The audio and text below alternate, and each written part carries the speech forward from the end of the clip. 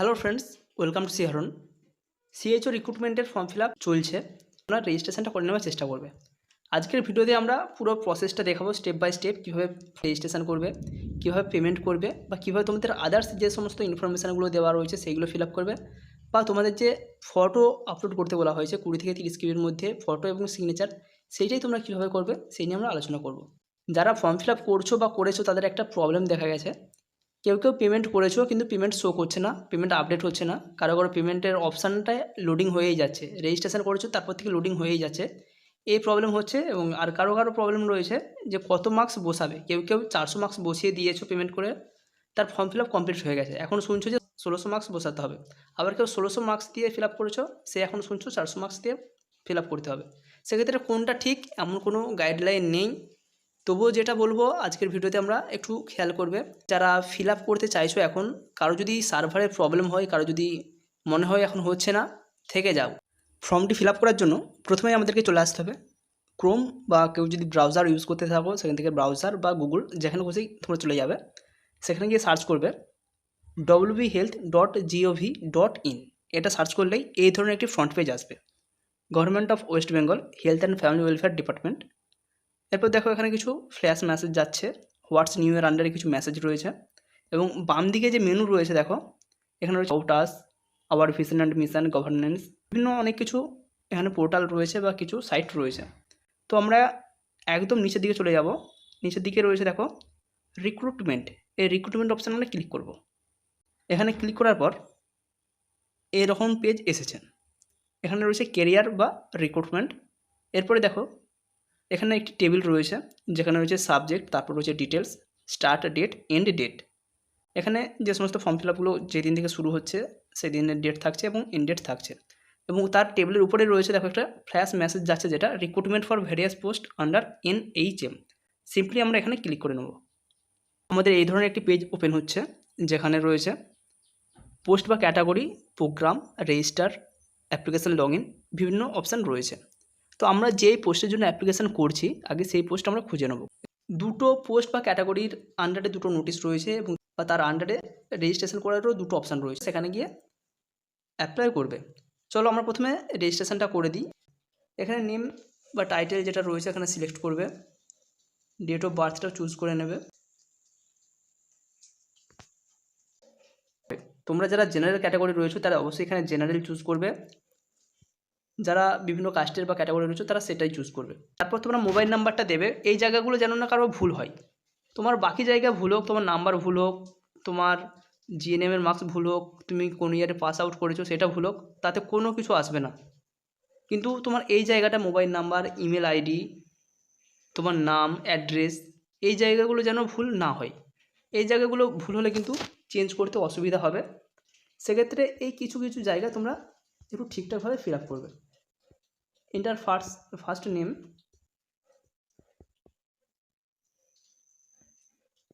Enter last name,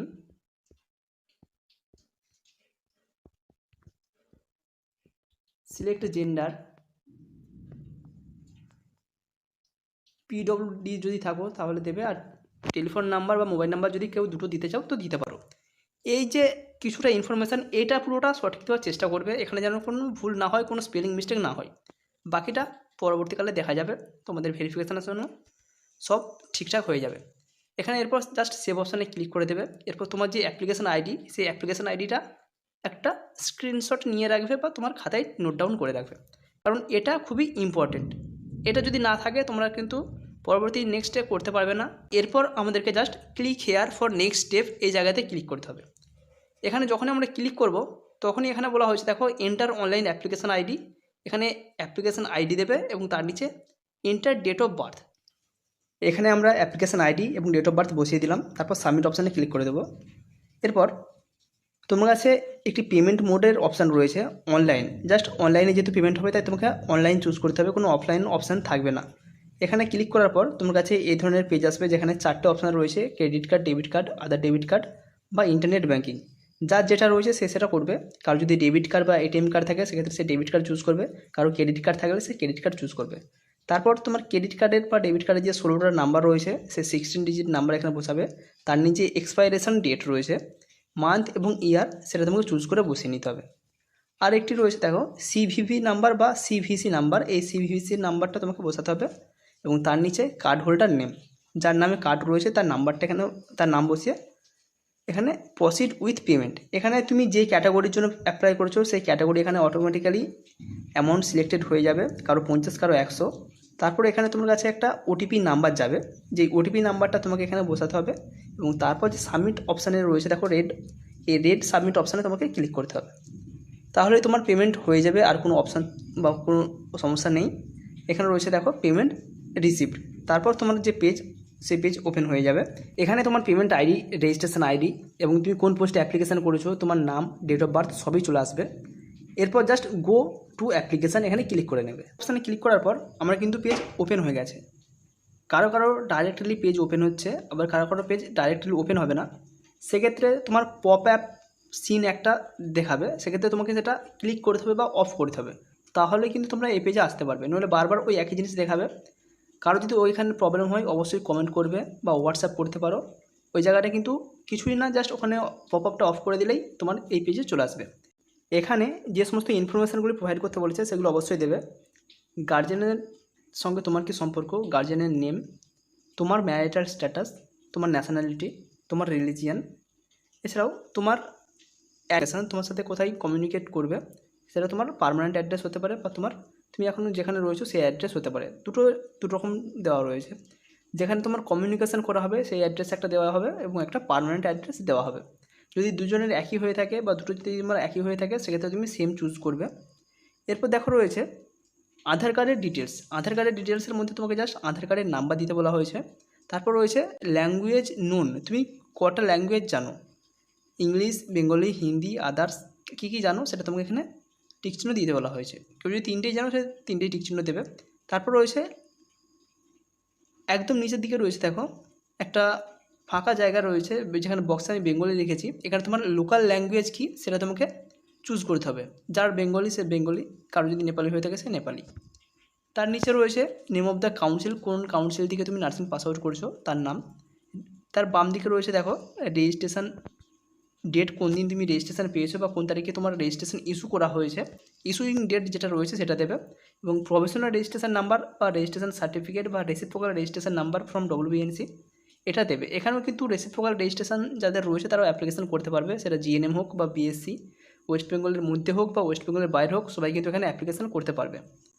এরপর দেখো একদম নিচের দিকে রয়েছে একটি টেবিল রয়েছে, যেখানে তোমার সেকেন্ডারি এডুকেশনের নাম্বার, হায়ার সেকেন্ডারি এডুকেশনের নাম্বার, জিএনএমের নাম্বার দিতে বলা হয়েছে। যাদের বিএসসি তাদের বিএসসির নাম্বার, সেকেন্ডারির নাম্বার দেবে, কোন ইয়ারে পাস আউট করেছো, কত মার্কসের মধ্যে কত মার্কস পেয়েছো এবং কোন কোন সাবজেক্টে তোমার স্পেশালিস্ট ছিল বা কোন কোন সাবজেক্ট তুমি পড়েছো। এইচএসের ক্ষেত্রেও একই, টোটাল কত মার্কসের পরীক্ষা দিয়েছো, কত মার্কস পেয়েছো। এখানে দেবে যখন ফিল আপ করবে একটা জিরো আগে থেকে যাচ্ছে, এই জিরোটা সরিয়ে দেওয়ার চেষ্টা করবে, অটোমেটিক্যালি পার্সেন্টেজ ক্যালকুলেট হয়ে যাবে। ইয়ার অফ পাসিং, কোন ইয়ারে পাস আউট করেছো এবং কী কী সাবজেক্টে কোন কোন সাবজেক্ট নিয়ে তুমি পড়েছো। এরপর যেটা নিয়ে মেন প্রবলেম হচ্ছে জিএনএম, জিএনএমে তোমার কত মার্কস বসাবে সেটা নিয়ে তোমাদের অনেকেরই প্রবলেম হচ্ছে। সেক্ষেত্রে বলবো তোমরা 3টে ইয়ারে টোটাল যে মার্কসের পরীক্ষা দিয়েছো সেই মার্কসটাই বসাবে, কারণ এখানে বলা হয়েছে full marks in final year, final ইয়ারে তুমি কত মার্কস পেয়েছো সেটা এখানে দিতে বলা হয়েছে। সেই হিসাবে দাঁড়ালে কিন্তু থার্ড ইয়ারের মার্কস দিলেও হবে, কারণ ফাইনাল ইয়ার বলতে থার্ড ইয়ারকেও বোঝানো হয়। তবুও বলবো তোমরা 3টে ইয়ারের মার্কস দাও। লাস্ট ইয়ার কিন্তু 1600 নাম্বার দিয়েই ফর্ম ফিল আপ করা হয়েছিল এবং সেটাই কিন্তু অ্যাপ্রুভড করেছিল, সেক্ষেত্রে 1600 নাম্বারটা দেওয়াটাই বেস্ট হবে।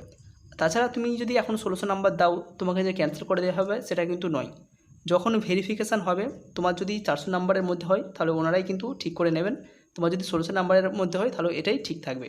সুতরাং কেউ যদি 400 নাম্বার দিয়ে অ্যাপ্লিকেশান করে দিয়ে থাকো সেটাও ভুল নয়, কেউ যদি 1600 নাম্বার দিয়ে অ্যাপ্লিকেশান করে থাকো সেটাও ভুল নয়। এরপর নিচের দিকে রয়েছে দেখো proficiency in basic computer knowledge, তোমার কি বেসিক কম্পিউটার নলেজের সার্টিফিকেট আছে, সার্টিফিকেট ইন কম্পিউটার বা ডিপ্লোমা ইন কম্পিউটার এই সমস্ত যদি তোমার কোনো সার্টিফিকেট থেকে থাকে তাহলে অবশ্যই ইয়েস লিখবে। এরপর রয়েছে দেখো upload your photo should be 20 থেকে 30 কেবির মধ্যে তোমার ফটোটা আপলোড করতে হবে এবং আপলোড ইওর সিগনেচার সেটাও কিন্তু 20 থেকে 30 কেবির মধ্যে হতে হবে। এবার কীভাবে তোমরা ফটোটাকে 20 KB থেকে 30 KBর মধ্যে রিডিউস করবে সেই জন্য বলছি, তোমরা তোমাদের প্লে স্টোরে যাবে, সেখানে গিয়ে ফটো কম্প্রেশন বা কম্প্রেসার বিভিন্ন অ্যাপ রয়েছে, photo reducer, photo compressor, photo size reducer, বিভিন্ন অ্যাপ রয়েছে। সেই একটা অ্যাপ ডাউনলোড করবে, সেখান থেকে গিয়ে তোমরা সহজেই কোনো একটা ফটোকে তোমার যতটা প্রয়োজন সেই কেবির আন্ডারে নিয়ে চলে আসতে পারবে। আমি অলরেডি কপি করে রেখেছি বা আমি অলরেডি কাজটা করে রেখেছি, সেজন্য এখানে জাস্ট চুজ ফাইল অপশানে ক্লিক করব।